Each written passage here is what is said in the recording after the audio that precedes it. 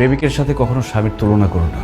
একজন প্রেমিকের কোনো দায়িত্ব নেই, সে অনেক কিছুই করতে পারে, কিন্তু একজন স্বামীর মাথায় তার স্ত্রী, তার সংসার, তার বাবা মা সবকিছুর দায়িত্ব থাকে। আর একজন স্বামী নির্দিষ্ট একজন মানুষকে খুশি করার জন্য চাইলেও অনেক কিছু করতে পারে না। একজন প্রেমিক তার প্রেমিকাকে যতটুকু ভালোবাসে, একজন স্বামী তার স্ত্রীকে অনেক গুণ বেশি ভালোবাসে, কিন্তু সেই স্বামীটা তার স্ত্রীকে তার ভালোবাসা প্রকাশ করতে পারে না, এমনকি বাবা মাকেও তার ভালোবাসা প্রকাশ করতে পারে না। আর সবার জন্য করে যাওয়া এই লোকটাকেই সবাই দোষ দেয়।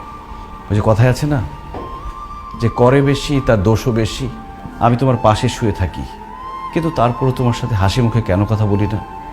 কারণ আমি তখন চিন্তা করি, আমি ভাবি যে আমার বউটার মুখে সবসময় হাসি কিভাবে ধরে রাখতে পারবো।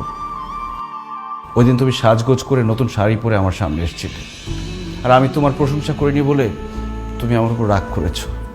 কিভাবে আমি তোমার প্রশংসা করব?